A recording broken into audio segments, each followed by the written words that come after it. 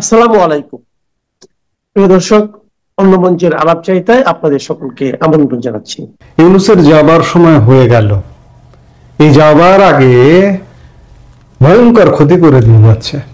আমরা দুদিন আগে কথা বলেছি দুটো বন্দর নিয়ে, চট্টগ্রামের লালদিয়া এবং ঢাকার অদূরে কেরানীগঞ্জের পানগাঁও টার্মিনাল। দুদিন আগে 17 তারিখে শেখ হাসিনা রায় যেদিন ঘোষণা করা হলো আইসিটি থেকে, আন্তর্জাতিক অপরাধ ট্রাইব্যুনাল থেকে, বাংলাদেশের মানুষ শেখ হাসিনার রায়কে নিয়ে ব্যস্ত, দৃষ্টি ওদিকে। কিংবা একই দিনে ধানমন্ডি 32-এ আবারও পোড়া বাড়ি ভাঙা বাড়িতে ভাঙ্গার একটা বুলডোজার নাটক করা হলো। আর ঠিক সেই দিন ইন্টারকন্টিনেন্টাল হোটেলে দুটো বন্দরকে দীর্ঘস্থায়ী লিজ দেওয়া হলো, চট্টগ্রামের লালদিয়া এবং পানগাঁও। একটি 33 বছরের জন্য, একটি 22 বছরের জন্য, এবং নন ডিসক্লোজার চুক্তি। ইউনূস আমাদেরকে ফাঁদে ফেলে দিয়ে গেল।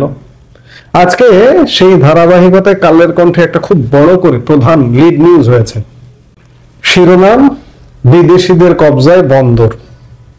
দেশের বন্দরগুলো বাংলাদেশের অর্থনীতির রক্ত প্রবাহ হিসেবে পরিচিত। গত কয়েক দশকে অর্থনীতির যে উত্থান ও প্রসার, তার নেপথ্যে বড় ভূমিকা রাখছে চট্টগ্রাম সহ বিভিন্ন বন্দর। রাজস্ব আয়, পণ্যের অবাধ চলাচল আর সহনীয় ফি ও মাশুলের কারণে ব্যবসায়ী ও উদ্যোক্তাদের কাছে বন্দরের গুরুত্ব বাড়লেও এখন এমন ভাবে তা বিদেশিদের হাতে তুলে দেওয়া হচ্ছে যে সামনে বন্দরই হতে পারে অর্থনীতির গলার কাটা। গোপন চুক্তির মাধ্যমে চট্টগ্রাম সহ কয়েকটি বন্দরের 7টির মধ্যে 5টি টার্মিনালি তুলে দেওয়া হয়েছে বিদেশিদের হাতে, এবং এগুলো অবিশ্বাস্য দ্রুততায়। আমি শুরুতেই যেটি বলছিলাম যে ইউনূসের যাবার সময় হয়ে গেছে। ফেব্রুয়ারিতে তড়িঘড়ি করে যে কোনো ভাবে যেন তেন ভাবে একটি নির্বাচন করিয়ে দিয়ে হোক, কিংবা তার আগেই যদি পরিস্থিতি প্রেক্ষাপট তৈরি হয়, চাপ আসে, দেশি বিদেশি ফুটবে। এই ফুটে যাওয়ার আগে কিভাবে গোপন চুক্তির মাধ্যমে বন্দরগুলো বিদেশিদের হাতে তুলে দেওয়া হচ্ছে। 7টির মধ্যে 5টি ইতিমধ্যে তুলে দেওয়া হয়েছে। এতদিন কেন প্রয়োজন হয়নি? আজকে আমি ধরে নিলাম যে গত 15.5 বছর দীর্ঘস্থায়ী শাসক ছিল আওয়ামী লীগ সরকার। আওয়ামী লীগের দেশের প্রতি মায়া নেই, দয়া নেই। আওয়ামী লীগ প্রয়োজন মনে করেনি যে বিদেশিদের হাতে এগুলো দিলে অপারেটিংটা আরো ভালো হতে পারে। এটা কি আওয়ামী লীগের এই ফিলটা নেই? ছিল না, অবশ্যই ছিল। এবং তাদের দায়বদ্ধতা ছিল, তারা রাজনীতিক, তাদেরকে বাংলাদেশের মানুষ ধরতে পারবে। কিন্তু এখন যারা আছে তারা কারা? এরা কোথা থেকে এসছে? আমরা তো চিনি না। এরা তো আমার সরকার না, আপনার সরকার না। এরা একটা বিশেষ পরিস্থিতিতে একটি সরকার গঠিত হয়েছে। এর অর্থ এই না যে দেশকে, দেশের নীতি নির্ধারণী যা খুশি তাই করতে পারবে। এই নীতি নির্ধারণী সিদ্ধান্তের লাইসেন্স তো এদেরকে আমরা দেইনি। অথচ বন্দর লিজ দেওয়ার মতো নীতি নির্ধারণী অবৈধ কর্মকাণ্ড করে যাচ্ছে। বিদেশিরাও আসছে।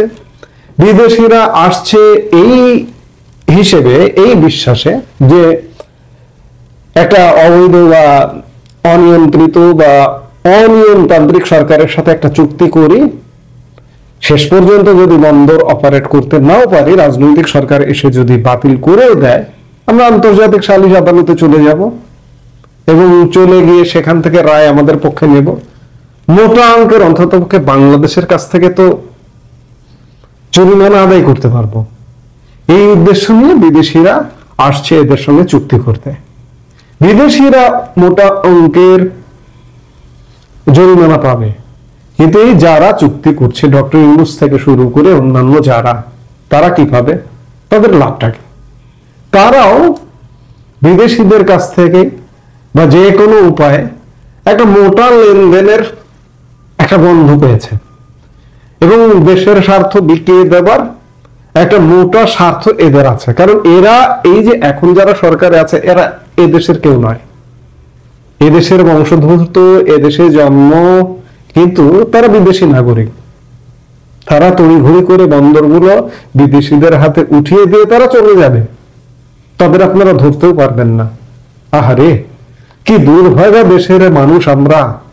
বন্দরের এসব টার্মিনাল ব্যবহারের সব নিয়ন্ত্রণ চলে যাচ্ছে বিদেশি কোম্পানির হাতে, যারা ফি ও মাসুল আরোপ সহ যে কোনো ধরনের কড়াকড়ি আরোপ করতে পারবে। এতে দেশের অর্থনীতি ও ব্যবসা বাণিজ্যে নেতিবাচক প্রভাব পড়বার ঝুঁকি তৈরি হয়েছে। তথ্যপাত্য পর্যালোচনা ও বন্দর ব্যবহারকারীদের সঙ্গে কথা বলে এমন চিত্র পাওয়া গেছে। দেশের প্রধান বাণিজ্যিক প্রবেশদ্বার চট্টগ্রাম বন্দরের কৌশলগত স্থাপনাগুলোর নিয়ন্ত্রণ দ্রুততার সঙ্গে বিদেশি প্রতিষ্ঠানের হাতে তুলে দেওয়ার প্রক্রিয়ায় জনমনে উদ্বেগ ও তীব্র ক্ষোভের সৃষ্টি হয়েছে। বন্দরের মোট 7টি গুরুত্বপূর্ণ টার্মিনালের মধ্যে 5টি এখন বিদেশি অপারেটরদের দ্বারা পরিচালিত হতে যাচ্ছে বা চুক্তির চূড়ান্ত পর্যায়ে রয়েছে। শুধু জেনারেল কার্গো বার্থ জিসিবি ও চিটাগাং কন্টেইনার টার্মিনাল সিসিটি বন্দর কর্তৃপক্ষ নিজেরাই পরিচালনা করছে। সরকারের এই সিদ্ধান্তকে জাতীয় স্বার্থের পরিপন্থী ও অস্বচ্ছ বলে আখ্যায়িত করে এর বিরুদ্ধে কঠোর আন্দোলনের হুঁশিয়ারি দিয়েছে শ্রমিক সংগঠন সহ বিভিন্ন মহল। আমি আগেই বললাম যে গত 17 নভেম্বর লালদিয়ার চর কন্টেইনার টার্মিনাল পরিচালনা করার জন্য চুক্তি করেছে ডেনমার্কের মার্কসের মালিকানাধীন এপিএম টার্মিনালস। একই দিনে পানগাঁও নৌ টার্মিনাল পরিচালনার চুক্তি হয়েছে সুইজারল্যান্ড ভিত্তিক লজিস্টিক্স প্রতিষ্ঠান মেডলক এস এর সঙ্গে। এছাড়া চট্টগ্রামের new morning container terminal NCT বর্তমানে পরিচালনা করছে নৌবাহিনী পরিচালিত Chittagong dry doc limited.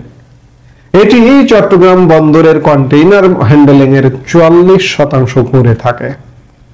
Chittagong বন্দরের সবচেয়ে বড় হচ্ছে বে টার্মিনাল। এই মেগা প্রকল্পের 2টি অংশ পরিচালনা করছে যথাক্রমে ডিপি ওয়ার্ল্ড আবুধাবি এবং পিএসএ ইন্টারন্যাশনাল সিঙ্গাপুর। এর মধ্যে Patenga container terminal PTC Saudi আরবের রাষ্ট্রীয় প্রতিষ্ঠান রেড সি গেটওয়ে টার্মিনাল আরএসজিটি পরিচালনা করছে। লালদিয়া ও পানগাঁও ছাড়াও অন্যান্য গুরুত্বপূর্ণ টার্মিনালও বিদেশি অপারেটরদের হাতে ছেড়ে দেওয়ার প্রক্রিয়া চলছে।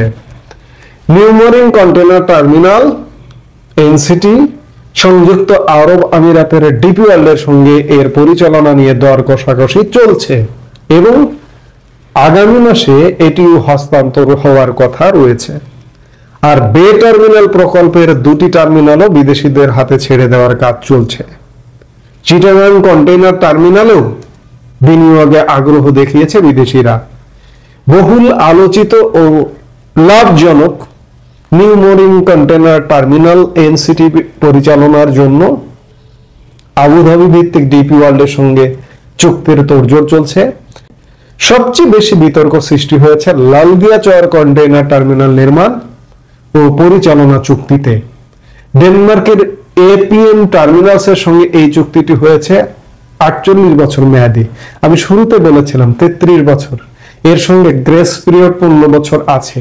এই 33 আর 15 মিলিয়ে 48 বছর বলা হচ্ছে। চুক্তি মোতাবেক বন্দর কর্তৃপক্ষ ও কাস্টমস কি পরিমাণ ট্যারিফ, মাসুল, চার্জ, শুল্ক, কর ইত্যাদি পাবে সেই বিষয়াবলী সম্পূর্ণ গোপন রেখে এই চুক্তি সম্পাদন করা হয়েছে। আর সুইজারল্যান্ডের মেডলক এসএ কে ঢাকার অদূরে পানগাঁও নৌ টার্মিনাল পরিচালনার দায়িত্ব দেওয়া হয়েছে 22 বছরের জন্য। এদিকে পতেঙ্গা কন্টেইনার টার্মিনালের ইজারা চুক্তিতে সৌদি কোম্পানি আরএসজিটি কে অতিরিক্ত সুবিধা দেওয়ার অভিযোগ করেছেন বন্দর ব্যবহারকারী একাধিক ব্যবসায়ী। বর্তমানে চট্টগ্রাম বন্দর প্রতি টিইউস 20 ফুট দৈর্ঘ্যের একক কন্টেইনার থেকে 80 থেকে 90 মার্কিন ডলার আয় করলেও পিটিসিতে আরএসজিটি মাত্র $18 দেবে চট্টগ্রাম বন্দর কর্তৃপক্ষকে।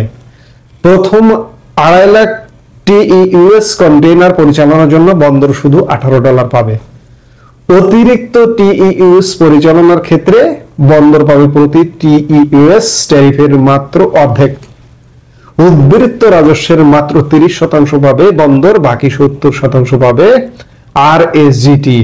এমনটাই যদি অন্যান্য বিদেশি অপারেটর ক্ষেত্রে ঘটে তাহলে সবচেয়ে বেশি ক্ষতিগ্রস্ত হবে চট্টগ্রাম বন্দর কর্তৃপক্ষ। তার মানে সরকার ক্ষতিগ্রস্ত হবে। ছোট্ট একটা উদাহরণ দেখুন, এই মুহূর্তে 80 থেকে 90 মার্কিন ডলার প্রতি কন্টেনার 20 ফুট দৈর্ঘ্যের একটা কন্টেনার থেকে বন্দর কর্তৃপক্ষ পায় নিজেরা পরিচালনা করলে। যাদেরকে লিজ দেওয়া হচ্ছে তারা বন্দর কর্তৃপক্ষকে দেবে $18। 90 থেকে 18 বাদ দিন, তাহলে কত থাকে? $72 লস করবে চট্টগ্রাম বন্দর কর্তৃপক্ষ। মানে সরকার কাদের হাতে পড়েছেন একবার চিন্তা করুন। আমি বলছিলাম যে ইউনূসের আসলে যাবার সময় হয়েছে, তড়িঘড়ি করে এমন কিছু ক্ষতি করে দিয়ে যাবে, চূড়ান্ত বিচারে হয়তো রাজনৈতিক সরকার এসে এই যে যাদের সাথে চুক্তি হচ্ছে এই চুক্তিগুলা বাতিল করাটা অনেক ক্ষেত্রে কঠিন হবে, কারণ আদালত আছে, সালিশি আদালত। সালিশি আদালতে গিয়ে রায়টাও চুক্তিগুলা এমন ভাবে করা হচ্ছে, এবং এরা যারা চুক্তি করছে এখন সরকারের যারা প্রতিনিধিত্ব করছে তারা মোটা অর্থের বিনিময়ে দেশের স্বার্থ বিকিয়ে দিয়ে বিদেশিদের স্বার্থ বাস্তবায়নের জন্য কাজ করছে। বাংলাদেশ চূড়ান্ত বিচারে সাফার করবে। ইউনূসের সময় শেষ, টার্গেট ফেব্রুয়ারি, তার আগেও বিদায় হয়ে যেতে পারে, এবং ফেব্রুয়ারিতে নির্বাচন, একটা তড়িঘড়ি করে নির্বাচন হবে কিনা সে ব্যাপারে যথেষ্ট সন্দেহ আছে, কারণ বিভিন্ন স্টেক হোল্ডার যারা আছে অনেকে জানিয়ে দিয়েছে যে একতরফা নির্বাচন হবে না, নির্বাচনে আমরা সহযোগিতা করব না। যেমন সেনাবাহিনী থেকে খুব জোরালো একটা আপত্তি আছে। যেটি হোক, ইউনূস অন্ততপক্ষে এটি বুঝতে পারছে যে সময় শেষ, কাজেই অতি দ্রুততার সাথে যা কিছু করার করতে হবে। এই যে বিশেষ করে দুটি টার্মিনাল গত 17 তারিখে পানগাঁও এবং লালদিয়া টার্মিনাল, মাত্র 2 সপ্তাহের মধ্যে এই বন্দর দুটি লিজ দেওয়া কমপ্লিট। এতটাই তড়িঘড়ি করছে কারণ সময় নেই, কারণ যে কোনো সময় ঝড় চলে আসতে পারে, যে কোনো সময় বলা হতে পারে ওট ইউনূস, পালাবার সময় পাবি না। যার দরুন একদিন সময় পেলেও, 1 ঘন্টা সময় পেলেও সেই সময়ের সৎ ব্যবহার করতে উঠে পড়ে লেগেছে। বাংলাদেশের মানুষ এখনো যদি আশা করেন যে ইউনূস আপনাদেরকে ভিন্ন বাংলাদেশে নিয়ে যাবে, কিংবা নির্বাচন দিয়ে একটি ভিন্ন সরকারের হাতে, একটা অন্যরকম সরকার, সিঙ্গাপুর বানিয়ে দেওয়ার মতো সরকারের হাতে বাংলাদেশটাকে তুলে দেবে, যদি কেউ এখনো ভাবেন সেগুলো ভুল ভাবছেন। কাজেই যেটি বলছিলাম যে ইউনূসের সময় শেষ, ইউনূস তড়িঘড়ি করে দেশের ক্ষতি করে দিয়ে যেতে চাইবে, এবং সেই ক্ষতিটা করে দিয়েই যেতে চাইছে। আমরা শুধু চেয়ে চেয়ে দেখছি, কোথাও কোনো সাউন্ড নেই, কোথাও কোনো প্রতিবাদ নেই। হ্যাঁ, চট্টগ্রাম বন্দরে এই অস্থিরতা নিয়ে সেখানে আন্দোলন দানা বাঁধছে, শ্রমিকরা ক্ষুব্ধ হচ্ছে, মিছিল করছে, মশাল মিছিল করছে, কিন্তু আপনর জনসাধারণ যে ইউনূসের বিরুদ্ধে রুখে দাঁড়াবে কোথাও কোনো সাউন্ড নেই। আমাদের কপালে হয়তো দুঃখ আছে, আরো দুঃখ, আরো দীর্ঘ দুঃখ আছে। প্রিয় দর্শক, শেখ হাসিনার বিচারের রায় প্রকাশের পর থেকে আমরা দেখছি যে আন্তর্জাতিকভাবেই অনেক বেশি নানান পর্যায় থেকে নানান ধরনের বিশ্লেষণ উঠে আসছে, এবং এইগুলোর মধ্যে কমন কিছু বিষয় রয়েছে, যে শেখ হাসিনার বিচার কতটা প্রয়োজন ছিল, তার এই বিচার কতটা স্বচ্ছ প্রক্রিয়ার মধ্যে দিয়ে হয়েছে, আগামী দিনের ভবিষ্যৎ কি বাংলাদেশের, এবং একই সঙ্গে ভারত বাংলাদেশের আগামী দিনের যে নির্বাচনের কথা রয়েছে সেটিতে কী ধরনের প্রভাব ফেলতে পারে। Human rights watch, amnesty international, জাতিসংঘ সহ বিভিন্ন সংগঠন, মানবাধিকার সংগঠন এর মধ্যে তাদের প্রতিক্রিয়া জানিয়েছে। আটলান্টিক কাউন্সিল তারা একটি দীর্ঘ প্রতিবেদন করেছে। আমাদের অনেকেরই হয়তো ধারণা আছে আটলান্টিক কাউন্সিল মার্কিন ভিত্তিক একটি গবেষণা প্রতিষ্ঠান, থিঙ্ক ট্যাঙ্ক হিসেবে কাজ করে, এবং দ্বিতীয় বিশ্বযুদ্ধের পর এই প্রতিষ্ঠানটির জন্ম, যেটি প্রধানত দুটি মহাদেশ ইউরোপ এবং আমেরিকার মধ্যে তাদের যে সম্পর্কের ভারসাম্য, এবং একই সঙ্গে দুই মহাদেশ তো বটেই, একই সঙ্গে বিশ্বের অন্যান্য অংশের সঙ্গেও মুক্ত বাণিজ্যকে উৎসাহিত করার বিষয়ে তারা নানান ধরনের কাজ করে আসছে। একই সঙ্গে এটি করতে গিয়ে বিভিন্ন অঞ্চলের রাজনৈতিক এবং পরিবেশগত বিষয়গুলোর উপরে তারা গুরুত্ব আরোপ করে থাকে। তো আটলান্টিক কাউন্সিল সর্বশেষ তারা যে প্রতিবেদনটি করেছে বাংলাদেশকে কেন্দ্র করে, সেটি সহ আমরা একটি মজার দিক লক্ষ্য করলাম। সেটি হচ্ছে ইন্টারন্যাশনালি যত না আলোচনা হচ্ছে শেখ হাসিনার রায়কে কেন্দ্র করে আগামী দিনের ভবিষ্যৎ, ভারতের ভূমিকা, সেই বিষয়গুলো নিয়ে কিন্তু আমাদের দেশে ঠিক সেই পরিমাণেই কম আলোচনা হচ্ছে। এরও কারণ কি নিশ্চয়ই আপনারা জানেন, সেটি আর বিস্তারিত গেলাম না। তো আটলান্টিক কাউন্সিলের সাউথ এশিয়া সেন্টারের সিনিয়র ফেলো এবং ওয়েসলিয়ান বিশ্ববিদ্যালয়ের সহকারী অধ্যাপক রুদাবেহ শাহিদ বলছেন, এই রায় দেশের বাংলাদেশের দীর্ঘ ও অস্থির রাজনৈতিক যাত্রাপথে এক নির্ধারক মোড় নির্দেশ করে। যদিও রায়টি সরাসরি শেখ হাসিনার বিরুদ্ধে 2024 সালের যে ছাত্র আন্দোলন দমনের অভিযোগকে কেন্দ্র করে করা, কিন্তু জনমতকে বোঝা যাবে না যদি আন্তর্জাতিক অপরাধ ট্রাইব্যুনালের অতীত ভূমিকা ও বিতর্কিত ধারণার প্রেক্ষাপট বিবেচনায় না নেওয়া হয়। ক্লিয়ার তো মোটামুটি এখানে তিনি বলছেন যে বাংলাদেশে এই মুহূর্তে একটি প্রজন্মগত বৈপরীত্য লক্ষ্য করা যাচ্ছে। এক দশক আগে 2013-তে আমরা দেখেছি শাহবাগে যে আন্দোলন, যুদ্ধাপরাধীদের বিচারের দাবিতে তারা 71-এর চেতনায় যেভাবে একেবারে জেগে উঠেছিল, লাখো মানুষকে তাদের সে আন্দোলনে যুক্ত করা হয়েছিল। 11 বছর পরে এসে বা এক যুগ পরে এসে নতুন প্রজন্ম জেনারেশন জেড অন্য এক মুহূর্তের মুখোমুখি। এরা হাসিনার রায়কে স্বাগত জানাচ্ছেন। এখন খুব স্বাভাবিকভাবেই নিশ্চয়ই প্রশ্ন ওঠার কথা, সেই প্রজন্ম, শাহবাগের প্রজন্ম আর এই প্রজন্মের মধ্যে পার্থক্যটা আসলে কোথায়? যাই হোক, তিনি বলছেন যে হাসিনাকে ভারতে প্রত্যর্পণ করার সম্ভাবনা অত্যন্ত কম, যেটি আমরা নিজেরাও জানি। কারণ দিল্লি এরই মধ্যে বিচার প্রক্রিয়া নিয়ে আপত্তি তুলেছে এবং দীর্ঘদিন ধরে দুই পরিবারের রাজনৈতিক সখ্যতা ভারতকে এই বিষয়ে অত্যন্ত সতর্ক করে তুলেছে। অর্থাৎ আওয়ামী লীগের সাথে ভারতের যে সম্পর্ক, সেটি সরকারি দল হোক, বর্তমান বিজেপি, অথবা বিরোধী দল কংগ্রেস সহ আরও অন্যান্য রাজনৈতিক দলের সঙ্গে যে সম্পর্কের কথা, সেটি বোঝানো হচ্ছে। এখানে বলা হচ্ছে যে নির্বাচনের আগে আওয়ামী লীগ নিষিদ্ধ থাকায় রাজনৈতিক অঙ্গন একপাক্ষিক হয়ে উঠতে পারে। অর্থাৎ নিজেরা আওয়ামী লীগ যেমন নিজেরা ইলেকশন করেছিল, যার পরিপ্রেক্ষিতেই তো মানুষের মধ্যে ক্ষোভের স্ফুলিঙ্গ সব জায়গায় ছড়িয়ে পড়েছিল, যেটিকে ম্যাটিকুলাসলি ব্যবহার করা হয়েছিল এই গণ অভ্যুত্থানে, 24শে গণ আন্দোলনে। তো আবারও সেই বিষয় যে এখনও একপাক্ষিক নির্বাচন, বিএনপি এবং সমমনা দলগুলো, তার মধ্যে নতুন কয়েকটি দল এসেছে, একই তো কথা। পার্থক্যটা কোথায়? এবং সেই জায়গা থেকে কোন দৃষ্টিভঙ্গি শেষ পর্যন্ত ভবিষ্যৎ নির্ধারণ করবে, সেটি এখন সবচেয়ে বড় শঙ্কা। অর্থাৎ বাংলাদেশ এখন আরও গভীর অনিশ্চয়তার মধ্য দিয়ে যাচ্ছে। এখানে আরও একজনের মন্তব্য তুলে ধরা হয়েছে, আমাদের কাছে খুবই পরিচিত দক্ষিণ এশিয়া বিষয়ক বিশ্লেষক মাইকেল কুগেলম্যান। তিনি বলছেন যে এই যে রায়টি শেখ হাসিনার বিচারের ক্ষেত্রে, এই রায়ের প্রভাব মূলত ভারত বাংলাদেশ সম্পর্কের দৃষ্টিকোণ থেকেই বিশ্লেষণ করা দরকার এই মুহূর্তে, এবং তিনি করেছেনও তাই। তিনি বলছেন যে হাসিনার ভারতে অবস্থান দিল্লিকে এক অত্যন্ত কঠিন পরিস্থিতিতে ফেলেছে।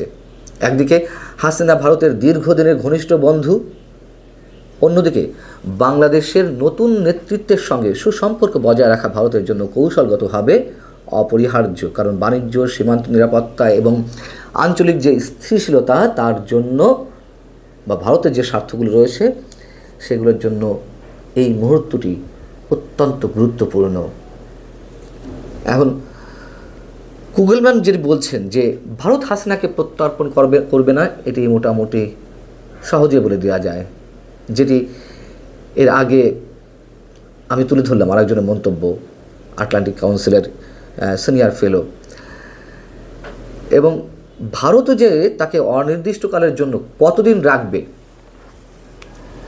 ভারত বাংলাদেশ ভবিষ্যৎ সম্পর্কের উপর চাপ সৃষ্টি করতে পারে যদি অনির্দিষ্টকালের জন্য তাকে এইভাবে রেখে দেওয়া হয়।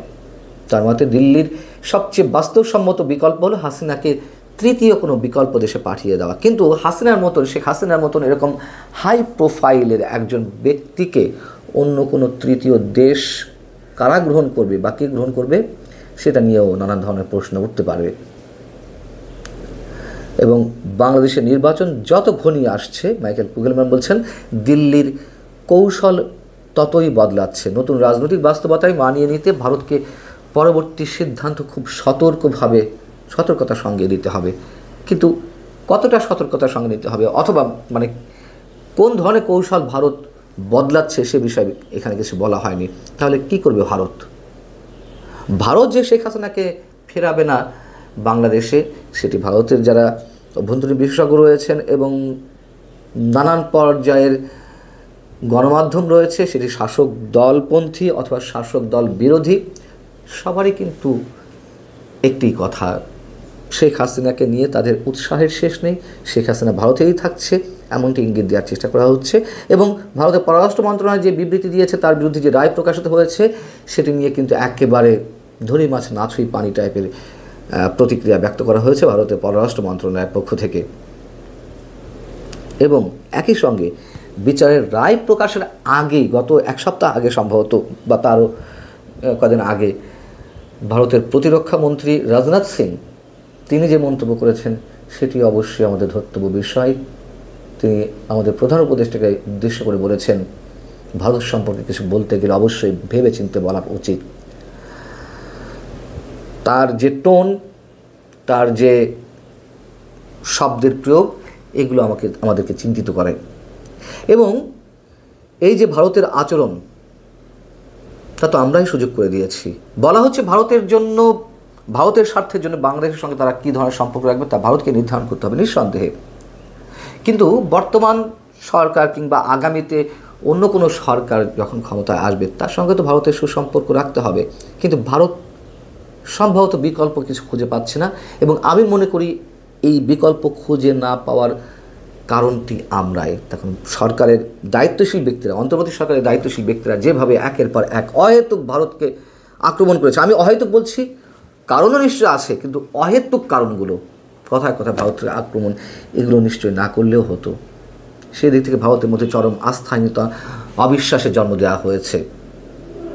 এবং এই যে আন্তর্জাতিক বিভিন্ন মানবাধিকার সংগঠন, জাতিসংঘ সহ বিশ্বের নানান পর্যায়ে বিশ্লেষক, বিভিন্ন গণমাধ্যম এবং সর্বশেষ আটলান্টিক কাউন্সিল, তারা যেই বিষয়গুলো শেখ হাসিনা বিচারের রায়ের ক্ষেত্রে উল্লেখ করেছে, তা মোটামুটি কিছু কমন জায়গায় এক হয়েছে, মানে মিলে গেছে তাদের যেই অ্যাড্রেসগুলা।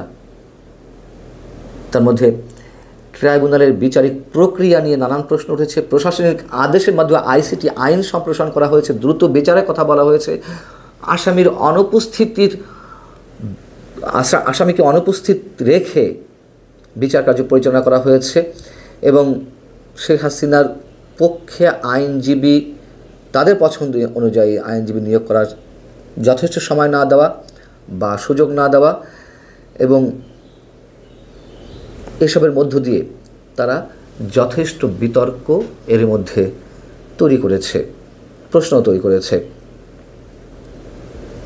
অতএব এটুকু মোদ্দা কথা বলা যেতে পারে, শেখ হাসিনার এই রায়কে কেন্দ্র করে আটলান্টিক কাউন্সিল বলছে দুটি ধারা সৃষ্টি করা হয়েছে। একটি হচ্ছে শেখ হাসিনা সহ আগামী বাংলাদেশ নতুন কোনোভাবে চলবে কিনা বা আওয়ামী লীগ যাবে কিনা, আর দ্বিতীয়টা হচ্ছে শেখ হাসিনাকে ছাড়াই বর্তমান যে ধারা প্রবাহিত হচ্ছে, অন্যান্য রাজনৈতিক দলগুলো নির্বাচনে যাওয়ার চেষ্টা করছে, তাতে পুরো একপাক্ষিক একটি বাংলাদেশ নতুন করে আমাদের সামনে ভয়ঙ্কর ঝুঁকির মধ্য দিয়ে আবির্ভাব হয় কিনা, সেই বিষয়টি তারা অ্যাড্রেস করেছে। এবং নিঃসন্দেহে আওয়ামী লীগ যে রাজনৈতিক শূন্যতা সৃষ্টি করেছিল, এবং তার পরিণাম যখন ভালো হয়নি, আওয়ামী লীগের জন্য ভালো হয়নি, দেশের জন্য ভালো হয়নি, ঠিক একই রাস্তায় আরও ভয়ঙ্করভাবে হাঁটতে শুরু করেছে কিনা আমরা, সেটি অনেক বড় প্রশ্ন আন্তর্জাতিক বিশেষজ্ঞদের চোখেই। ভালো থাকুন।